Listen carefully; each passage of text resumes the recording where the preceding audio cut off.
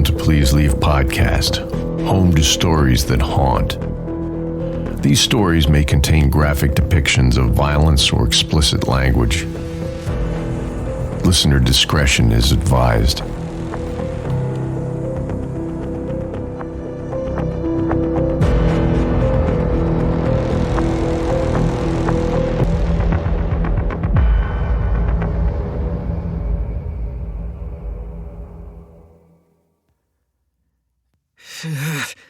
I squealed involuntarily as my fingers, curled around the flip lid of my kitchen trash can, sank into something gross. A cold, slimy, squelching mass. I dropped the lid and snatched my hand back, examining it to see what filth it had encountered. But it looks clean. I rub my fingertips together and feel the unmistakable slip of a snail trail. No, worse. Slug trail. I pant frantically as I run to the sink and turn the water on fast and hot. I thrust my hands into it, gasping at the scalding heat, grab the soap and scrub. Of course, it doesn't make any difference. It's impossible to wash off their disgusting slime this way. The soap has no effect, and my scrubbing just moves it around. I realize I'm hyperventilating and put the heels of both hands on the edge of the sink, pressing the tip of my tongue to the back of my teeth, persuading my breath to slow, forced as it is through only my flaring nostrils. I hate slugs. Hate them. I've had an absolute horror of them since I was about 5 years old. It was summertime, and our mother, working every hour God sent nursing at the hospital, had enrolled us at a heavily subsidized church summer camp. There was no camping. It was a day camp, which, looking back, was a fancy way of saying barely supervised group childcare. We were not church people. Our father always asserted he couldn't get excited to be in a club whose symbol of hope was a murder weapon. But needs must, and my mother needed the help she needed, and when she dropped us the first week, it was clear most of the kids there were from families in the same situation. Cash poor, time poor, and forced to take whatever assistance was on offer. Fair play to her, though. Our mom. She was only in that situation because our father had just left us to live with a 20-year-old intern he'd met at his new office. But she never complained, especially never about him. I guess back then she was waiting to see if he'd come back, or at least see us, provide some child support. Anyway, so there we were for the summer. Church camp. It wasn't free, but it was really, really cheap, like $5 a day or something. It was run out of the local church community center, which was an old, run-down building with a tin roof and loose siding. Inside it contained a large room with a worn wooden floor painted up to be a basketball court, a smaller room with moldering carpet and loose plaster they laid out arts and crafts in, and an even smaller kitchen, which quadrupled up as a first aid room, a counselor's office, a place to store backpacks, and a staff break room. The kids were aged from a few months to about 10. Back then, older than that, you could just stay home alone and nobody cared. It was run by little old ladies and sometimes a few older men. Grandparent-aged folks who were church people. Not that you'd notice for the most part. I guess the coloring in sheets were generally Bible scenes, and we were encouraged to join in the Amen at the end of Grace before lunch, but for the most part, they just seemed like a bunch of grandmas and grandpas helping their grown kids out for the summer. My big brother Charlie is a character, and fancies himself a comedian, but he always took the jokes too far back then. The camp didn't provide much food, just some fruit for snacks, and Mom usually gave us a PB&J for lunch, calorie-dense and cheap. But this one week, I'd been begging her for cheese and lettuce. God knows why. I think I'd seen an older girl eating it and decided it was the height of sophistication. We were in the supermarket on our way home after camp. Mom was picking over the discounted meat for stuff she could freeze, and I was building a case for a cheese and lettuce-packed lunch. Charlie had laughed at me. "That's rabbit's food," he said, flexing his superior knowledge of the world he felt his 18 months seniority gave him. "Well, I like rabbits," I'd replied, pulling a face at him, mad in case my mother took his side. "Slug food, then," he'd retorted, pulling an even worse face. But it didn't matter. Mom, angel that she was, dropped a block of cheese and a fat butterhead lettuce into the basket, and the next day, she made me a cheese and lettuce sandwich for lunch. But Charlie wasn't to be proven wrong. At lunchtime, I sat importantly on my little seat at the long lunch table, looked around at the other kids' lunches, smiling with smug benevolence at their inferior sandwiches of PB&J, plain old J, Nutella, imagining they were all gazing in wonder and envy at my special sandwich. I lifted it to my lips, admiring the thick edge of orange cheese peeking out between the bread slices, the fresh curling green of the lettuce leaf, then took a big bite. As I bit down, something fleshy and cold bulged and then burst between my teeth, and a glut of slimy, grainy ooze exploded into my mouth. I dropped the sandwich and gagged, and my writhing tongue pushed the goo grittily around the backs of my teeth. I was on my feet then, my knuckles white as I gripped the table edge, gagged again, and this time vomited. There was an eruption of horror around me, screams and yelps of disgust, chairs scraped as kids jumped up. 2 or 3 others began to gag and vomit in sympathy. I felt all the adults surged towards me in a wave, laying firm hands on my back, my shoulders, leading me away to the bathrooms. I don't know when he did it. I'd watched my mom wash and spin the lettuce before she made my lunch that morning, so I know it must have been him. And as I was turning away from the table, I saw 2 things. One was half of a huge black slug, still pulsing and shriveling as it died in the puddle of bile I'd left on the table, and the other was Charlie's smirking face. It was more than 20 years ago, but I can still remember the taste, the texture of slug guts on my tongue. I start to gag if I think about it. So this little visitor, clinging under the edge of my trash can lid, is not welcome. I unrolled too much paper towel, wadded up for protection, cautiously lift the lid again. There it is. A medium-sized slug, maybe 3 inches long, nestled in the rim of plastic on the edge. Using the kitchen roll as protection, I peel it away and wrap it up, drop it into the bin, and fit the lid hastily back on top. Calmer now, I remember that the best way to remove slime, which absorbs water, is with a dry cloth. I use more paper towel, scrape it carefully away, add it to the bin, and wash my hands again. They're disgusting things, I think. Why do they even exist? The next morning it's back. This time, it's inside the trash can, and it has a friend. I flip the lid up to empty yesterday's cold coffee grounds in, getting ready to make a fresh pot. And there they are, greenish and spotted, curled one around the other, now on the inner edge of the can. I yelp when I see them. There's a name for it, molluscophobia, though that's a fear of all slimy things and it doesn't quite fit. I don't really mind snails, either in my garden or on my plate. I think steamed mussels and raw oysters are delicious, and we've all seen the videos of the beautiful sea slugs, frilled and brightly colored, like tiny ocean dancers or, clowns or something like that. None of the others bother me. It's just slugs. Even the name, slug, is lumpin' and slimy in my mouth. Anyway, there they are, so I have to deal with them.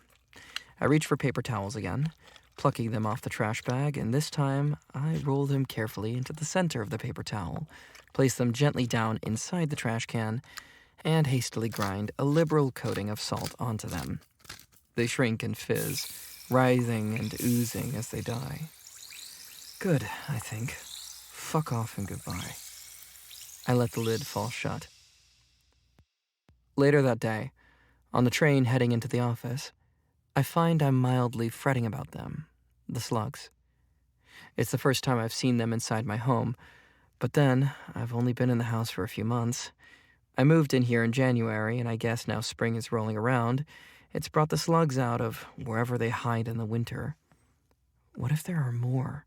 I wonder, and shudder. Calm down, I tell myself then. There were only 2, and you had all the windows and the back door open for hours yesterday. They probably just came in through there when you were painting and you didn't see. Yes, I think, standing up as my station approaches. That must be it. I don't see any more for a while, over a week. Then one morning, I come into the kitchen and see the mat at the back door is crisscrossed with a few narrow, shining trails. I freeze in place and stare for a minute.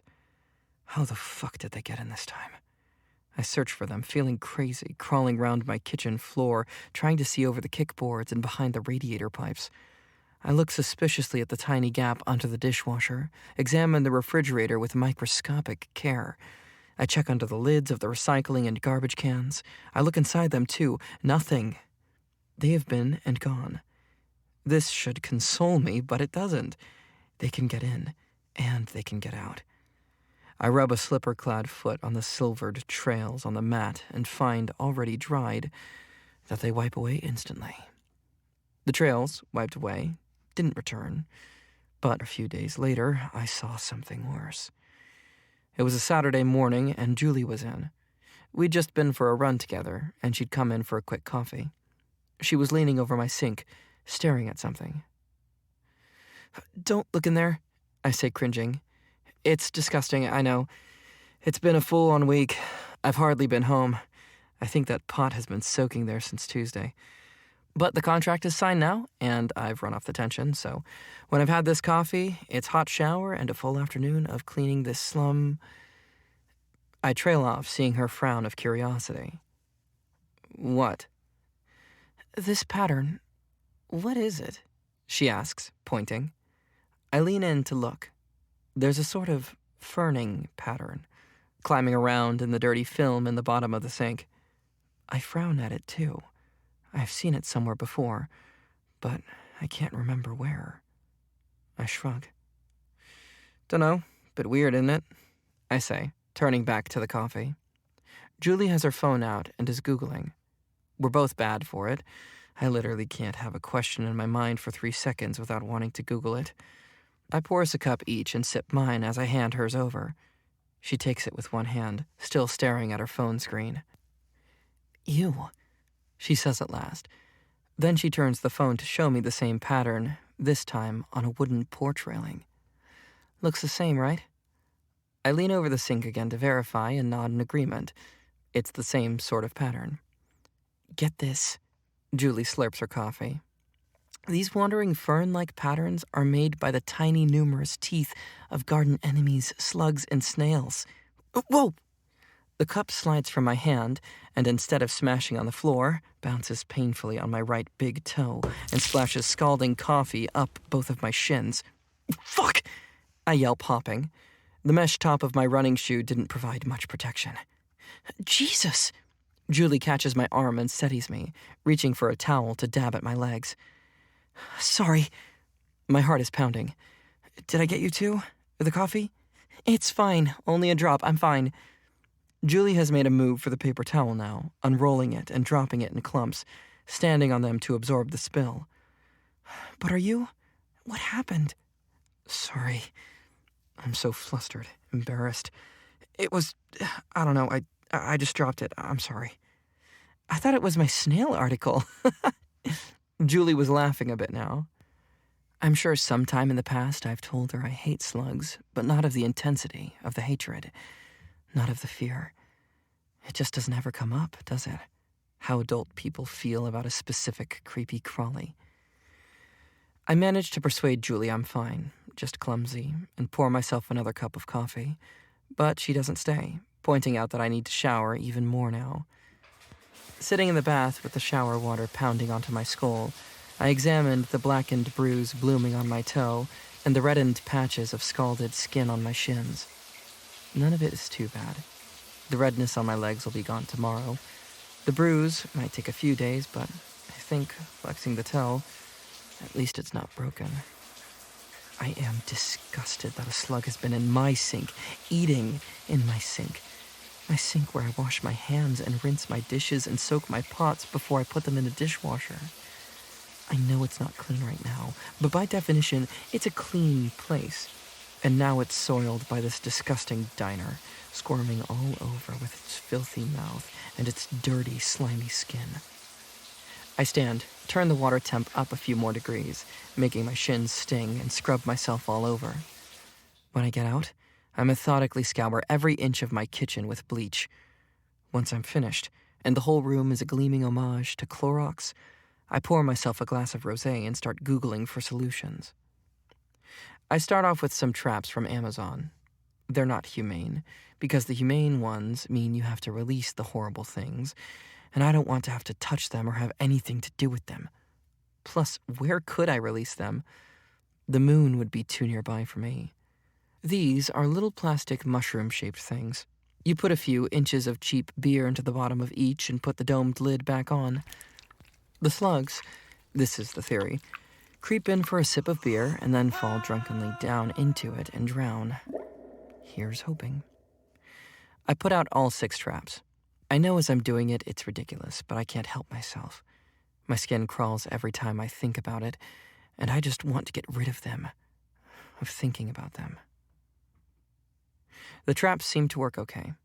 Every morning I come down to find 1 or 2 small slugs floating dead in each trap. I empty them carefully down the toilet, flushing their corpses away. I keep the sink spotlessly clean and perfectly dry. But after about 10 days, I realize that there are gradually more and more slugs in the traps each morning. Shouldn't there be fewer? Where are they coming from? I Google it. Don't use beer. The smell will draw every slug for miles around. My gut twists when I read it. Here I am trying to solve the problem, and instead I've been making it worse. I collect the traps up and bin them all. The next morning, there are slime trails all over my kitchen floor. I try not to freak out, but it's so hard. Every day I steel myself and read a little more on how to get rid of them. Trap them, the articles say, poison them, figure out where they're coming in and block the entrances, salt the places they like to creep, deprive them of food, but there's no food. I've not been able to eat food from my own kitchen since the sink incident. I tried for a while, but I just end over that sink, eyes bulging as I gagged back up whatever I'd managed to swallow. Since then, I've been eating out. At the end of the month, when my account is drained and payday is still a few days off, I resort to sitting in my car eating prepackaged snack foods. I almost never drive the thing, so I tell myself at least it's getting used for something. I order slug pellets. They're illegal where I am. Who knows when that happened? Apparently too many toddlers and dogs died, and the local government said no more, but you can still get them online, of course. You can get anything delivered online if you know where to look. When they arrive, I can see the toddlers point.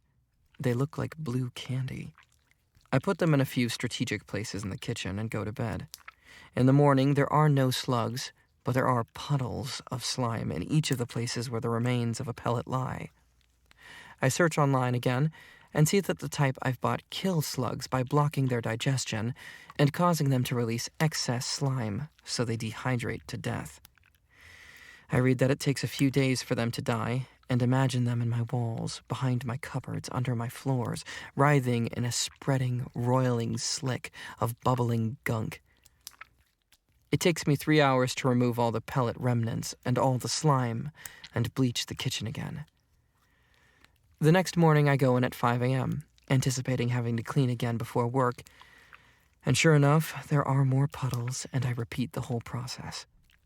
The next morning I'm too exhausted to look, and instead go straight to work, stopping for a takeout coffee on the way to the station. I need a solution badly. On the train home I surf, hunting for an exterminator. Here's your problem. Doug the slug guy sits up, rocking back on his heels. He's kneeling in front of the cupboard under my sink. The whole back is loose. I'm surprised you only have slugs and not mice and rats too. He turns to assess my response to this. I'm impassive. I wouldn't want mice, but I'm not horrified by them like I am slugs. What can you do? I ask. Doug sucks his teeth. Well, he scratches his stubbly chin. Really? You would need a new kitchen, ma'am.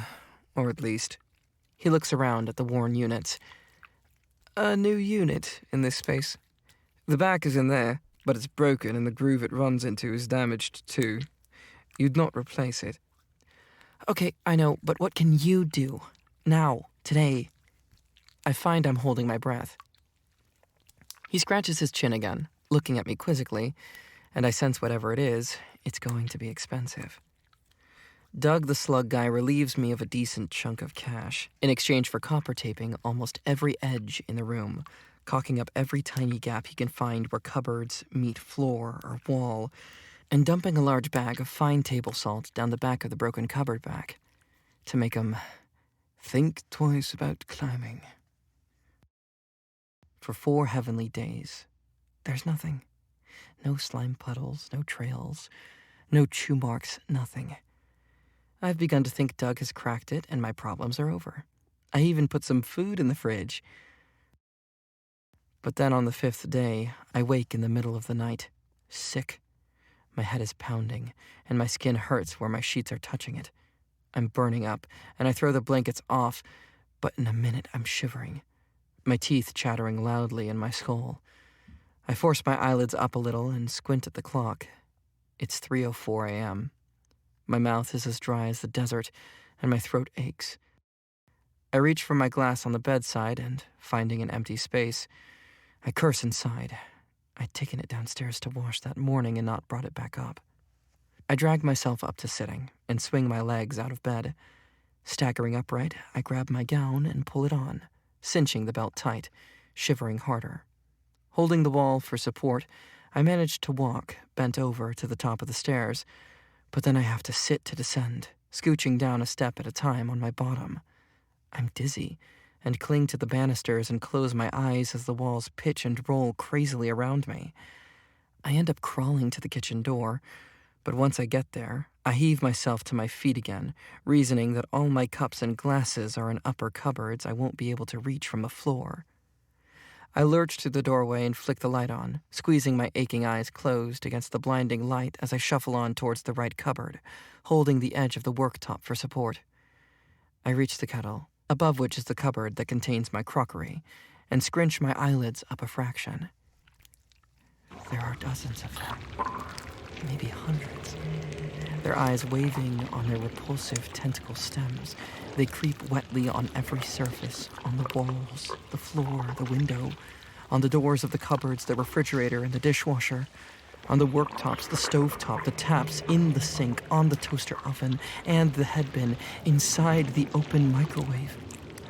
My hand, reaching for a mug, quivers frozen en route, an inch from a massive green one, curled around the knob on the cupboard door.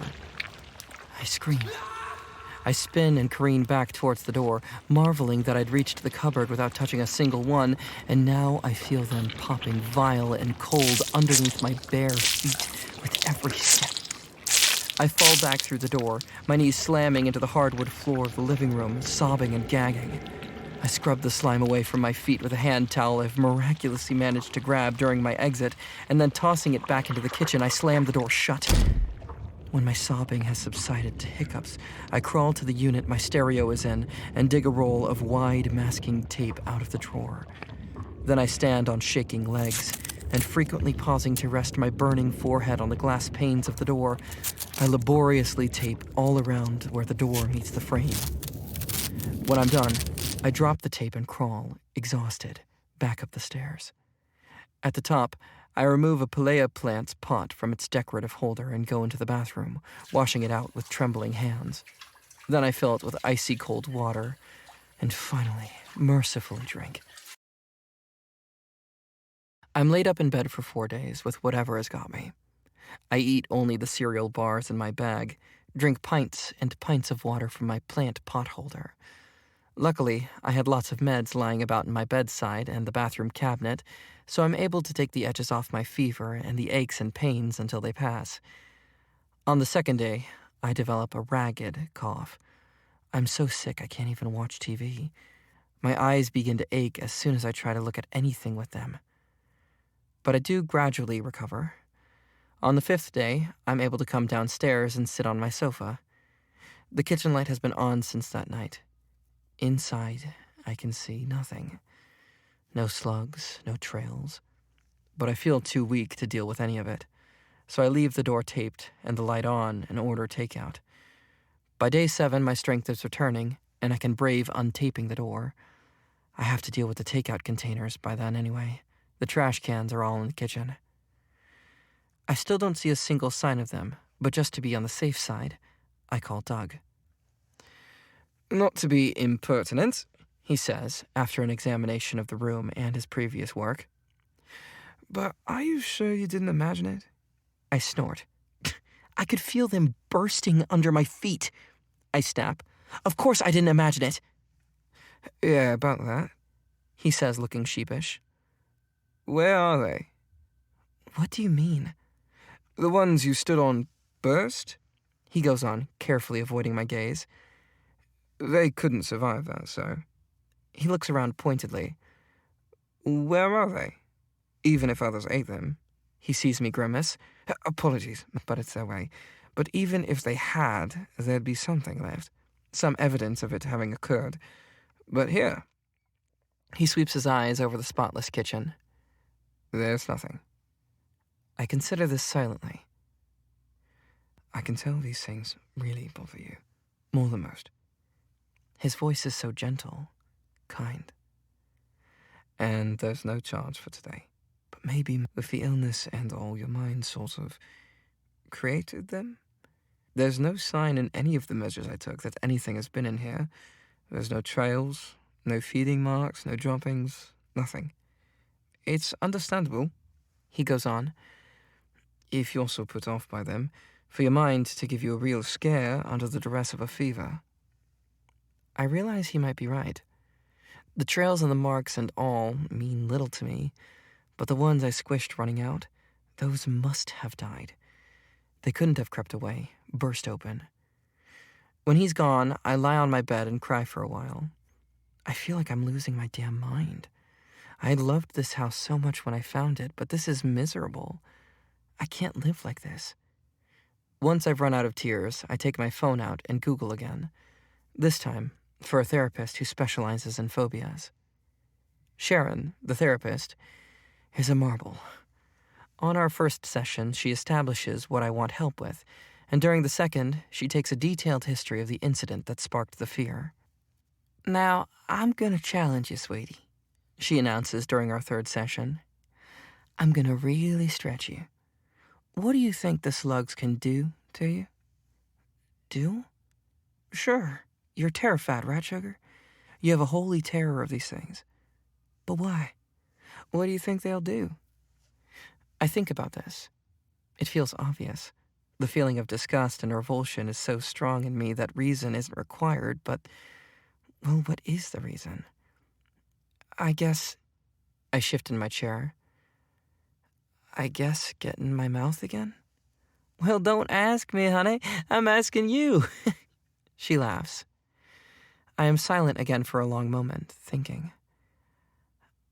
"I don't think I know," I confess eventually. "I'm just really scared. So I assume they're scary because I'm scared?" "Bingo," Sharon nods. "But looking at it more rationally, these are not creatures that can harm you. It's not like they can leap up into your mouth. In fact," she leans forward for emphasis, "even if they could, in terms of contact, you have already survived way more than most ever will with these things." "What do you mean?"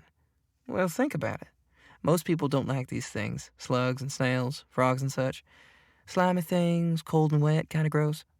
Most people don't even want to touch them. And here you are, had one in your mouth, actually bit one in half when you were, what, 5 years old? And okay, it was pretty awful, but look, you survived. What worse thing could happen? What could you, a grown adult now, face with them that could possibly be worse than what that little kiddo version of you already got through?" And I walk out of there lighter. A little spring in my step, you know? Because she's right. And even though I know that revulsion, that fear, is going to take some time to wear down, I can feel that she's right. That it's the truth. Summer arrives with hotter, drier weather, and I don't even see a slug outside my home for weeks, let alone in my kitchen. I continue with therapy and have progressed through looking at articles and photographs to holding a jar containing a small live slug without gagging, or my heart rate climbing above 85. I've been saving hard, but the cost of living, aka the cost of billionaire greed, continues to soar, and by August I've realized my goal of a new kitchen is at least another 6 months away. But honestly, I feel so much better through therapy that I'm not fazed by that the way I expected to be. In September, I come down one morning to see a slug on the kitchen floor.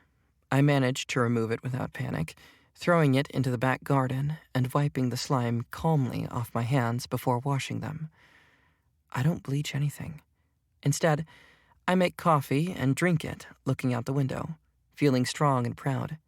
In fact, where there used to be a tidal wave of terror and dread, I find now there is only mild revulsion and a decent spark of rage. Shitty, slimy things can fuck off, I think. This is my house. Julie talks me into running a marathon with her. The race is in November when the weather will be cool but not freezing. I'll be honest, already deep into it, and with the race approaching, I know I'll never run another. Just the training kicks my ass. Finding the sheer number of hours to train has me running to and from work most days and takes up almost all of my weekends. How do people with young families manage this, I wonder, pounding the pavements near my house as the sun sets, the asphalt purpling with the long shadows of the approaching night. It's after one of these evenings that I find myself once again walking, parched in the middle of the night. Ironically, October has been very wet, and the run itself had been 3 hours of sodden trainers, wet hair, sweat, and rainwater running into my stinging eyes. But I've obviously not taken on enough fluids. I wake coughing, with my throat sticking to itself inside. Once again, I reach for my glass, and it's not there.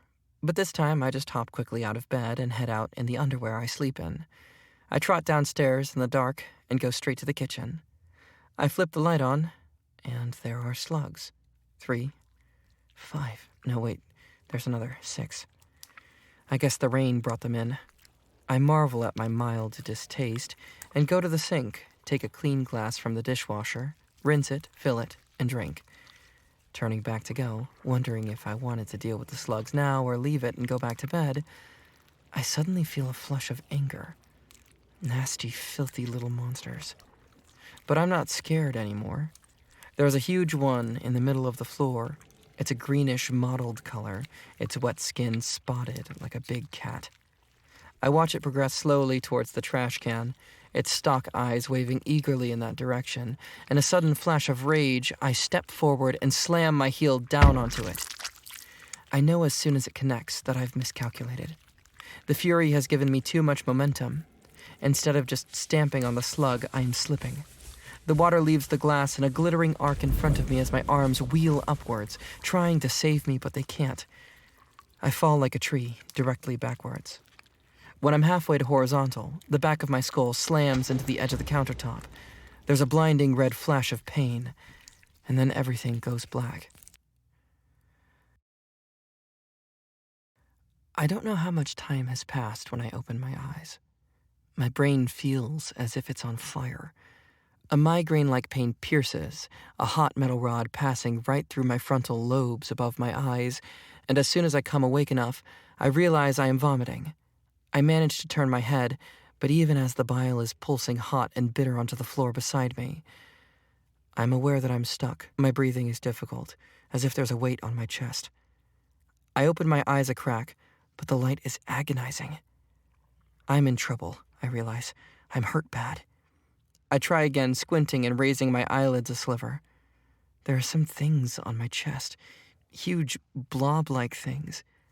I close my eyes again, fight the nausea back, open them, and squint again.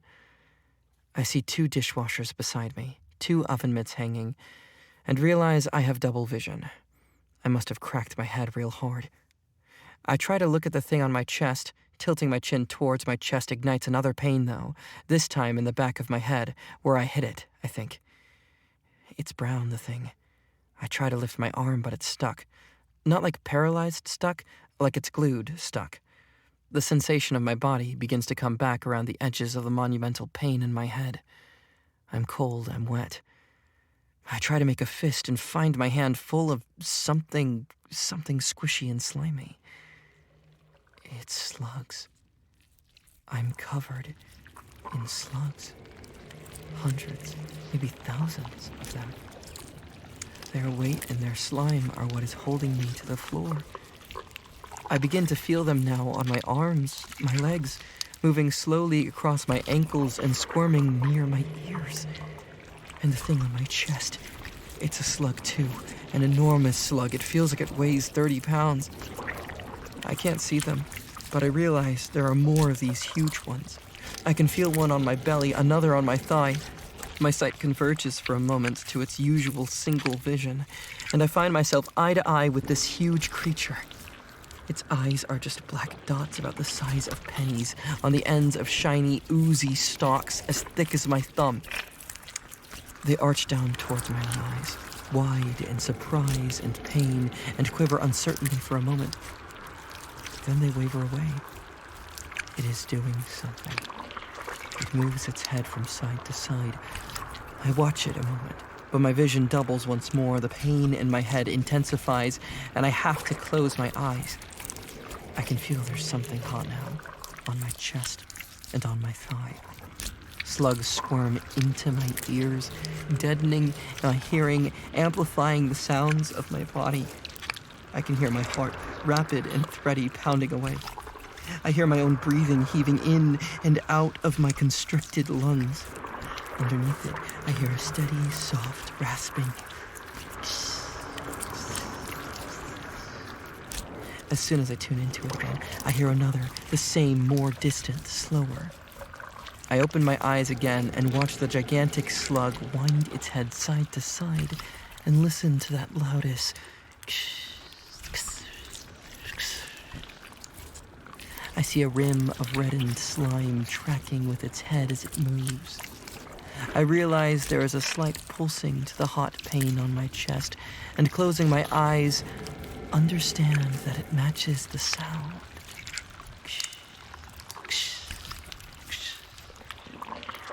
My poor, scrambled mind chases itself in loops until all at once I realize what that sound is. I am hearing the rasp of the thousands of tiny teeth on my sternum and rib cage as they scrape me away a millimeter at a time.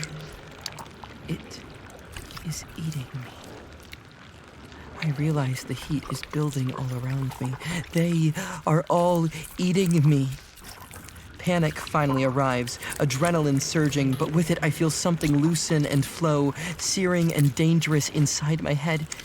Hot agony seems to wash outwards from the base of my skull, wrapping forward to meet its twin above my eyes. Things begin to go black again. I open my mouth to scream, but it is immediately full of slugs. They crawl into my nostrils, nibbling at my septum, and begin to advance down my throat, oozing fat between my vocal cords. The fills my head so that everything that isn't pain is that sound. As the blackness rises like a flood to carry me away, I think of those other slugs, the ones I crushed the night I was sick. And I wonder how clean the kitchen will be by morning.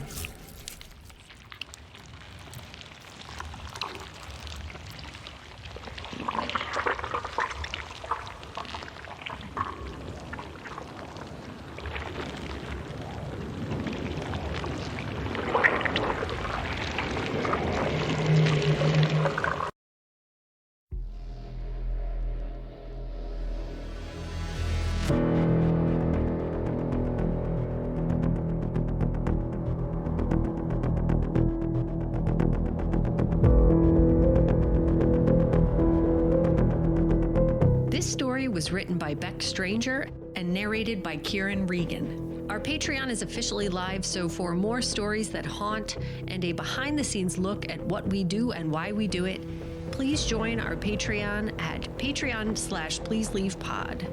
Please follow Please Leave on Facebook and Instagram at Please Leave Pod. Our email is pleaseleavepod@gmail.com, and our website is pleaseleavepod.com.